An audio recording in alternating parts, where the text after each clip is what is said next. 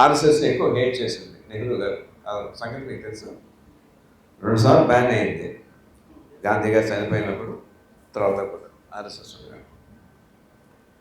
1963లో republic day పెరేడ్లో RSS participate చేసింది. ఆ సంగతి మీకు తెలుసా?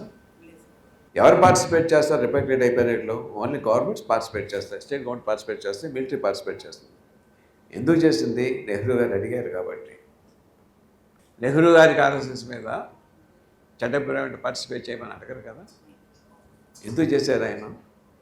1962లో నెహ్రూ గారు అమాయకంగా పంచశీల అనే ప్యాక్ట్ పెట్టుకుని అందరితోనూ సంధి చేసుకుంటే యుద్ధాలు ఉండవు కదా అని చెప్పి నమ్మి చైనాతో కూడా చేసుకున్నారు. వాళ్ళు ఆక్యుపై చేసుకున్నారు. తెల్లపోయారు ఆయన. ప్రతి పోలీస్ ఆఫీసర్ని గన్ ఉన్న వాళ్ళని బార్డర్ పంపించేశారు. ఇక్కడ లా అండ్ ఆర్డర్ మెయింటైన్ చేయడం లేదు, ట్రాఫిక్ మెయింటైన్ చేయడం లేదు. అప్పుడు ఆర్ఎస్ గురూజీ గోల్వాల్కర్ గారిని పిలిచి ఆయన రిక్వెస్ట్ చేశారు. ఓవర్ నైట్ 70,000 మందిని ఆర్ఎస్ఎస్ కార్యకర్తలు 3 మాసాలు 4 మాసాల పాటు చేశారు దాన్ని. ఆ కృతజ్ఞతతోటి నెహ్రూ గారు, ఇన్నాళ్ళు నాకు ఆర్ఎస్ఎస్ అంటే ఎంత అసహ్యం ప్రజలు తెలుసండి, I want to show how much I respect RSS, not by words by deeds అని చెప్పి పార్టిసిపేట్ చేయమన్నారు. తెలుసండి, ఎక్కడ కెలామిటీ వచ్చినా సరే ముందు వచ్చేది ఆర్ఎస్ఎస్ కార్యకర్తలండి.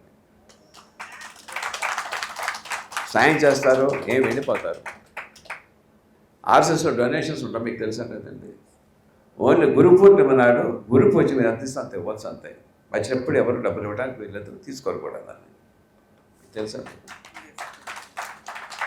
నేను ఆర్ఎస్ఎస్ మన మోహన్ భగత్ గారిని అడిగాను, నేను రాసినప్పుడు ఆర్ఎస్ఎస్ ఐడియాలజీ ఏంటండి అని చెప్పాను. ఈ దేశంలో పుట్టిన ప్రతివాడికి జాతి కుల మత వివక్షత లేకుండా అన్ని హక్కులు సమానంగా ఉంటాయి. ఎవరికి ఎక్కువ కాదు, ఎవరికి తక్కువ కాదు. ఈ దేశం తాలూకు వచ్చినప్పుడు దేశం కన్నా నీ ఆస్తి కానీ, నీ భార్య కానీ, నీ పిల్లలు కానీ, నీ మతం కానీ, నీ కులం కానీ, నీ జాతి కానీ, ప్రాణం కానీ ఎక్కువ కాదు. దేశం ముఖ్యం.